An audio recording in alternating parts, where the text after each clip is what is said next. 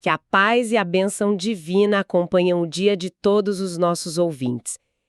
Imagina o seguinte cenário. A gente contrata um arquiteto para projetar um arranha-céu imenso, daqueles de 100 andares. Uma obra gigantesca e super complexa. Exato. Aí a obra começa, as fundações são lançadas, mas a cada 10 andares construídos, o arquiteto de repente decide explodir tudo. Nossa, um pesadelo logístico. Totalmente.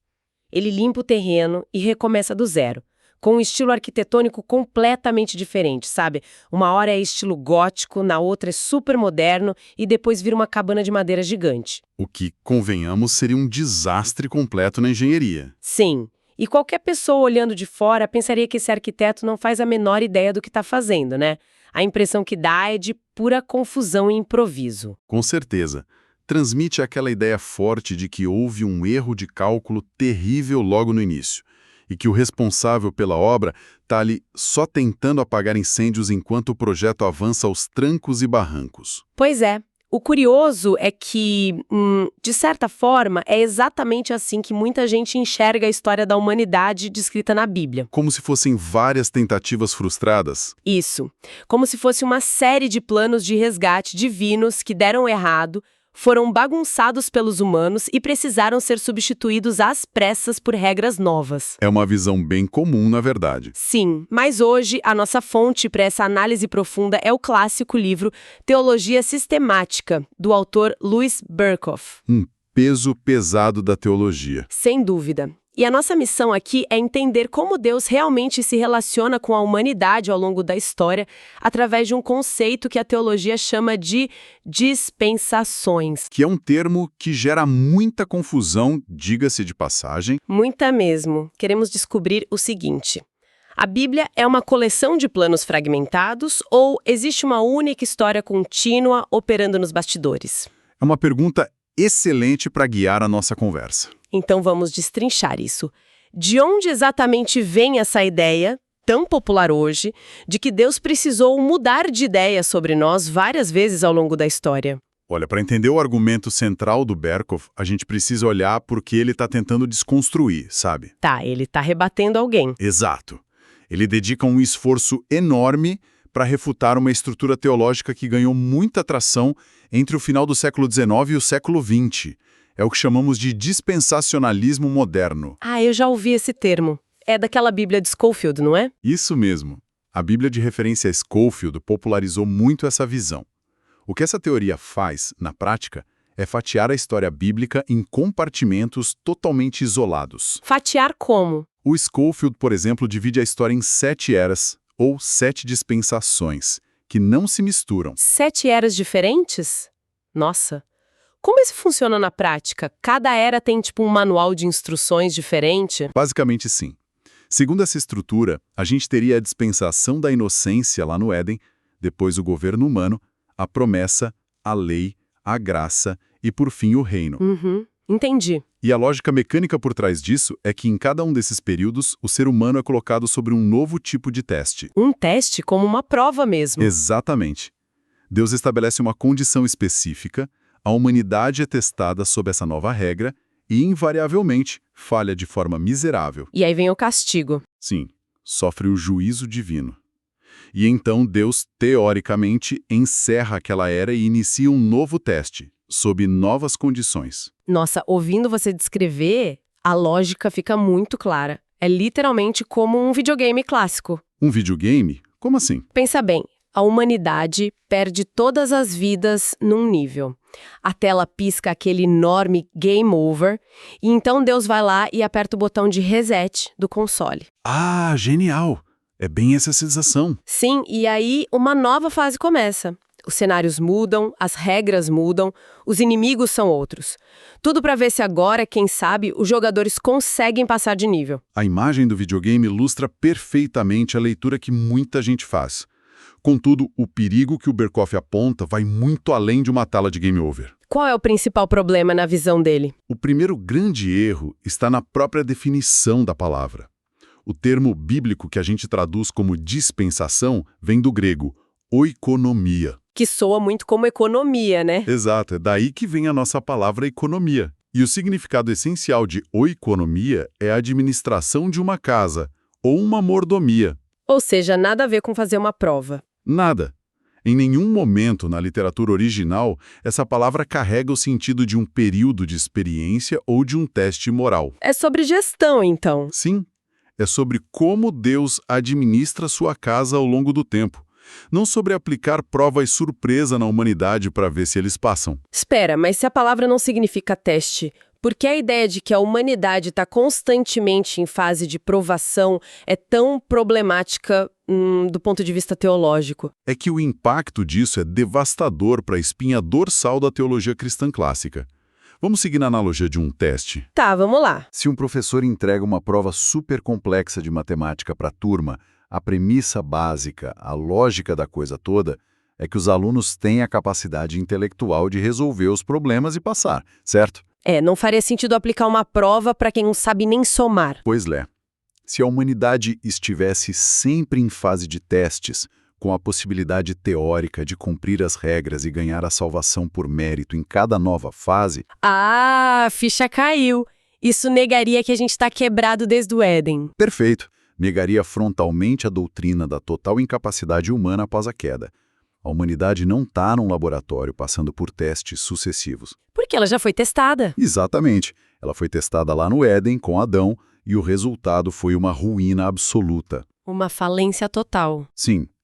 O ser humano decaído é descrito, nas fontes que o Berkoff usa, como moral e espiritualmente incapaz de prestar a obediência perfeita que a justiça divina exige. Então, se a salvação dependesse de passar de fase nesse videogame, todo mundo estaria condenado logo no primeiro minuto de cada era. Todo mundo.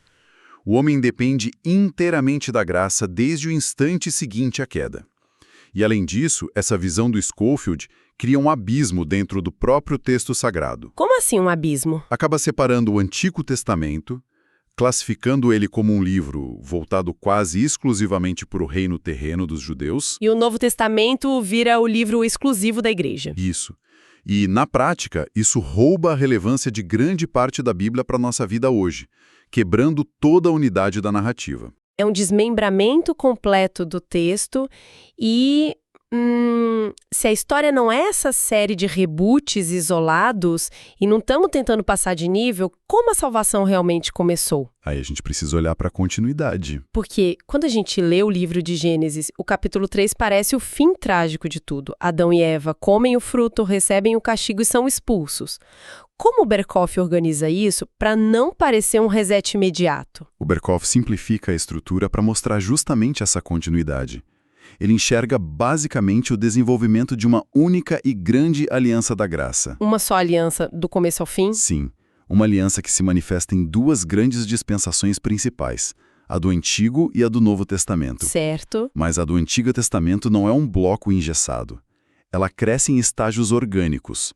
E o primeiríssimo estágio não começa séculos depois, mas imediatamente após a queda. Ainda lá no Éden. Ainda em Gênesis 3, no versículo 15, a teologia chama isso de proto-evangelho, ou seja, o primeiro evangelho. Olha, eu conheço essa passagem. É quando Deus está falando com a serpente e diz que vai colocar inimizade entre ela e a mulher e entre as descendências delas, né? Isso mesmo. Mas, sendo bem sincera, como exatamente isso é o início da graça? Para mim, sempre pareceu apenas uma maldição, uma condenação de que humanos e cobras não iam mais se dar bem na natureza. Onde está o resgate nisso? É uma ótima pergunta. Para enxergar a graça aí, a gente precisa entender o mecanismo do que aconteceu na queda. Tá, o que aconteceu nos bastidores. Quando o ser humano escolheu dar ouvidos à serpente e desobedecer a Deus, ele, na prática, firmou uma aliança de amizade com o mal. Uma troca de lealdade. Exato. E declarou guerra contra o seu Criador. Então, o que Deus faz em Gênesis 3,15, ao dizer, vou colocar inimizade entre vocês, Deus está agindo por iniciativa própria. Puro favor imerecido. Sim. Ele transforma a amizade do homem com o mal em uma guerra. Ele mesmo planta a semente do conflito contra o pecado e promete que, no fim, um descendente da mulher esmagaria a cabeça dessa serpente. Nossa, a aliança da graça nasce exatamente ali. Nasce ali. O resgate é o próprio Deus puxando a humanidade de volta para o seu lado do campo de batalha. Isso muda completamente a leitura daquele capítulo. Não é só uma punição, é uma declaração de guerra de Deus para recuperar o ser humano. Perfeito. Mas seguindo a linha do tempo, a próxima grande parada costuma ser Noé, após o dilúvio. E eu mesma sempre achei a história de Noé meio deslocada nesse grande arco de salvação. Muita gente sente isso. Porque a aliança ali é sobre arco-íris, sobre as estações do ano continuarem, sobre Deus prometer não inundar o planeta novamente. É tudo muito físico, muito material. Uhum. O que uma promessa sobre o clima e as chuvas tem a ver com a graça e a salvação da alma? Esse estranhamento é super comum. Mas o papel de Noé é fundamental se a gente entender a diferença entre o palco e a peça de teatro. O palco e a peça? Como assim? O Berkhof classifica a aliança com Noé não como um núcleo da salvação espiritual, mas como uma aliança da natureza, ou o que os teólogos chamam de graça comum. Ah, graça que sustenta o mundo. Isso. Pensa no seguinte, para que o longo e complexo drama da redenção humana pudesse ser encenado ao longo de milhares de anos, o teatro precisava estar de pé, firme. Faz todo sentido. Se a Terra estivesse constantemente sob ameaça de aniquilação total, com dilúvios semanais... Exato. Se não houvesse colheitas, estações do ano ou uma estabilidade social mínima, a linhagem prometida lá em Gênesis não teria como sobreviver. A aliança com Noé constrói e estabiliza o palco terreno, então. Exatamente. Ela garante que a estrutura física não vai desmoronar, para que a aliança da graça possa operar de verdade e culminar na vinda de Cristo. O palco está garantido e muito bem iluminado. E então, nesse palco seguro, entra um dos atores mais importantes da história toda, Abraão. Um gigante na narrativa. A Bíblia inteira, até mesmo lá na frente no Novo Testamento, parece obcecada por Abraão. Porque a aliança com ele é o verdadeiro ponto de virada para essa estrutura que o Berkhof defende. Porque é com Abraão que a aliança da graça ganha uma forma institucional. Ela se torna visível. Antes era meio solto. Sim, antes dele, a fé e o relacionamento com Deus existiam de maneira meio difusa, em indivíduos isolados ou famílias espalhadas pelo mundo. Tá. Mas com Abraão, Deus separa um povo específico e institui um sinal visível e permanente para essa comunidade, que era a circuncisão. Certo. Um marcador de identidade. Mas o núcleo, o coração do que acontece com Abraão, é puramente espiritual e baseado num conceito-chave, a justificação pela fé. As Escrituras dizem que Abraão creu em Deus, e isso lhe foi imputado como justiça. Espera um pouco, vamos pausar aí. Eu leio muito essa palavra nas fontes que estudamos, imputação, ou algo ser imputado. É um termo técnico importante. Mas o que isso significa de verdade na engrenagem da teologia? Como a justiça simplesmente cai na conta de Abraão se, como a gente disse agora há pouco, ele também era um humano falho pós-queda? Melhor forma de compreender a imputação é olhar para a contabilidade, ou para o nosso sistema financeiro. Gosto de analogias financeiras, ajuda muito. Imagina que uma pessoa está em absoluta falência moral. Ela tem uma dívida gigantesca, infinita, com a justiça divina. E o bolso está vazio, não tem nenhum recurso para pagar. Nenhum. A imputação ocorre quando Deus pega os fundos infinitos da justiça e da perfeição de Cristo e os transfere, os credita diretamente na conta bancária e espiritual dessa pessoa que está falida. É tipo uma transferência direta. Exato. Não é que o Abraão, de repente, se tornou uma pessoa sem pecados na vida prática dele.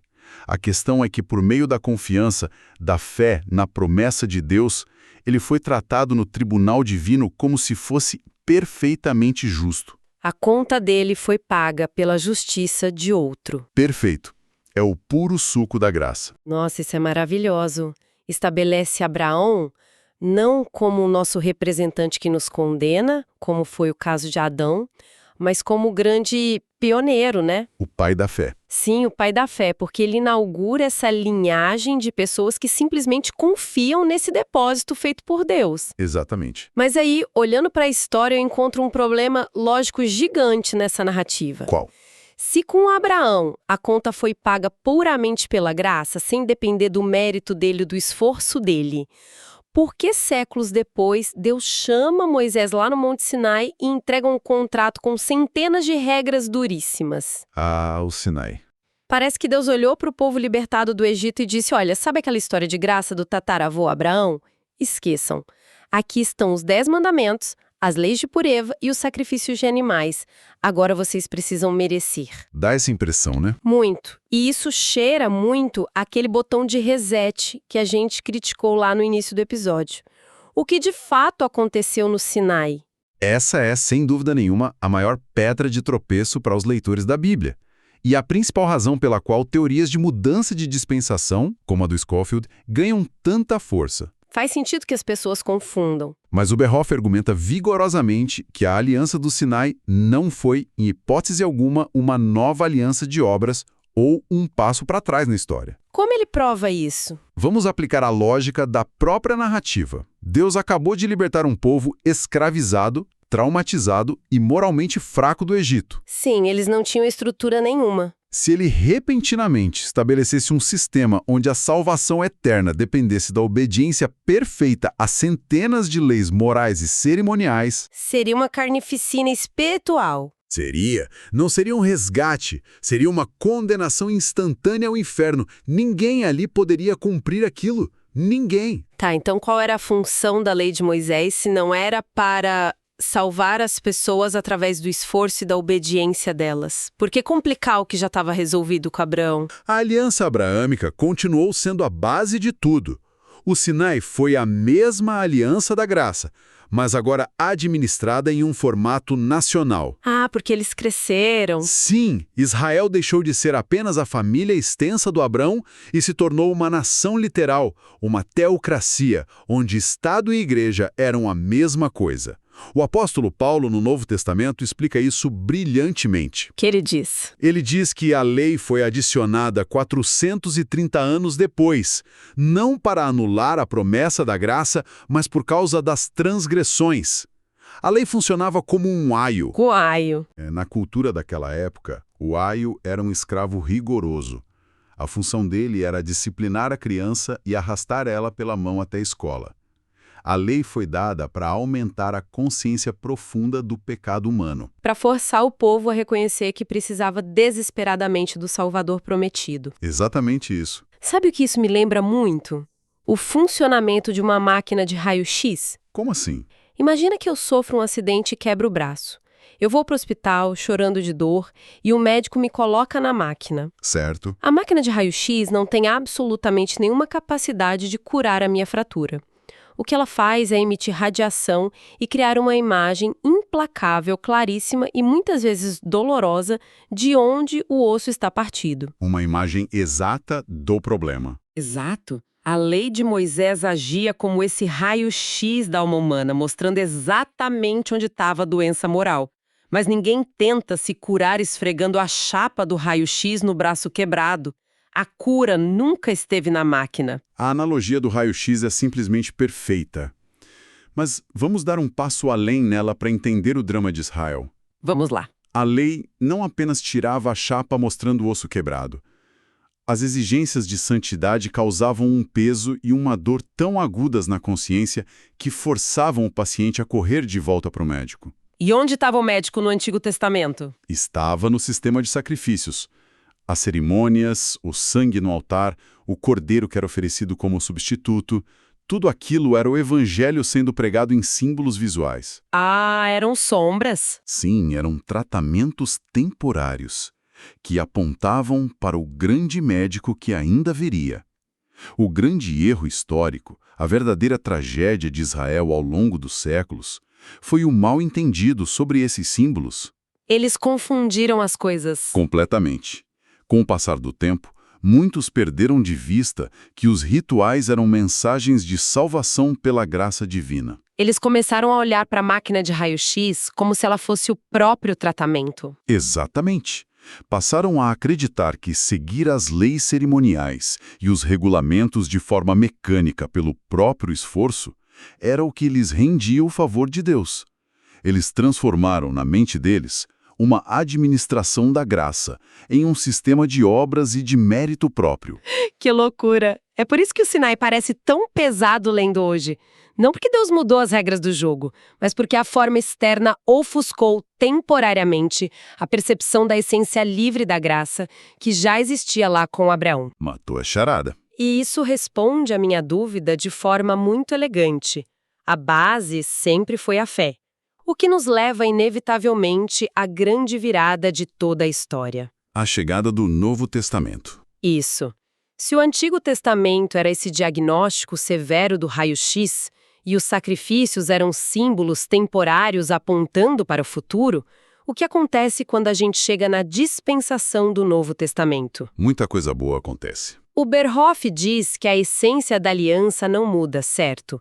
Mas como a administração dela evolui porque a gente vive hoje. O que acontece no Novo Testamento é a expansão e a concretização de tudo aquilo que estava sendo preparado durante milênios. A primeira grande mudança na administração é que a aliança se torna verdadeiramente universal. Rompe as fronteiras. Sim.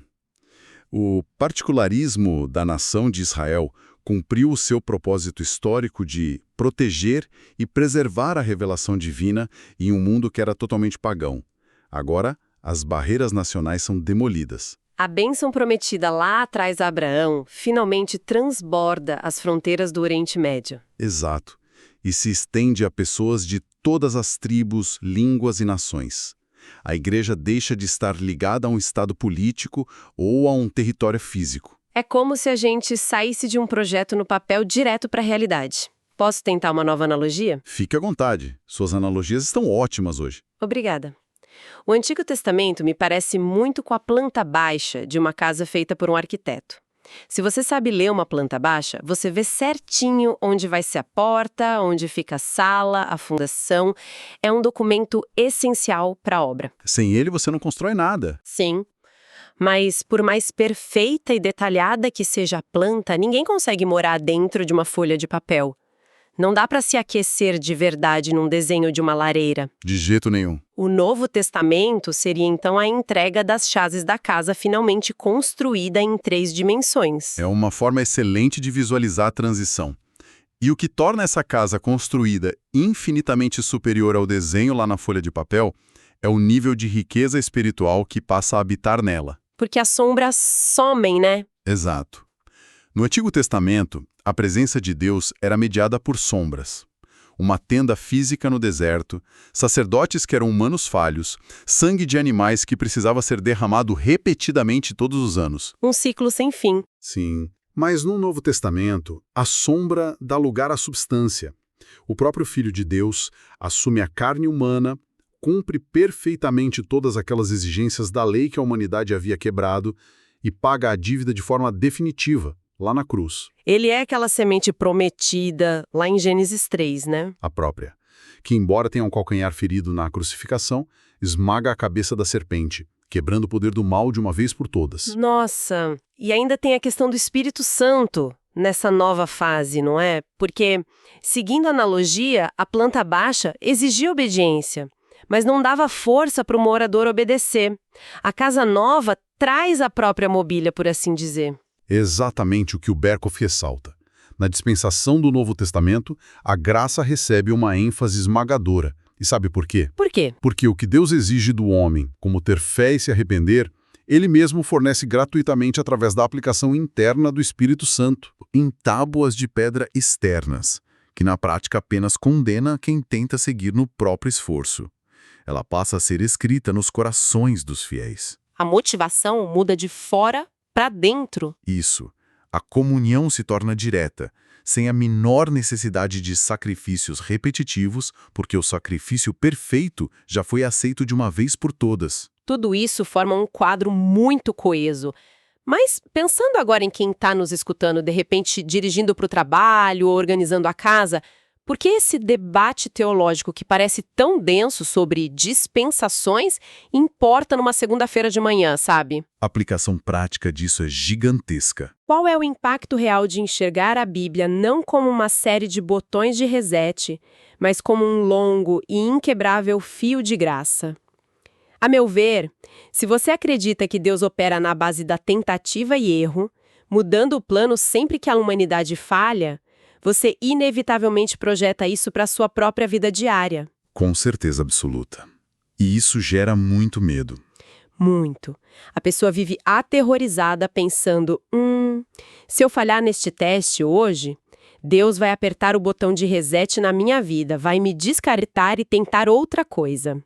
A segurança espiritual dela é zero. O seu diagnóstico psicológico dessa visão fragmentada é muito preciso. A ansiedade espiritual, a neurose de performance, é o fruto direto de fatiar a graça desse jeito. É exaustivo viver assim. Muito. Quando, pelo contrário, compreendemos através de obras sólidas, como a do Berkhoff, que as Escrituras são o desenrolar de um único plano redentor contínuo, a perspectiva muda drasticamente. Tira um peso das costas. Exato. Nós percebemos que Deus não é pego de surpresa pelos nossos fracassos de hoje. Assim como ele não foi pego de surpresa lá no Éden ou com o bezerro de ouro no Sinai. Ele já sabia de tudo. Sim. O compromisso dele em resgatar e restaurar a humanidade através de Cristo permaneceu firme, inabalável através dos milênios, apesar das falhas constantes dos homens. E isso retira o fardo esmagador do mérito próprio e oferece uma segurança tremenda. A pessoa pode finalmente respirar. Ela passa a descansar no fato de que está inserida na mesma aliança de graça inabalável que sustentou Abraão milhares de anos atrás. É um alívio enorme para a mente e para o coração.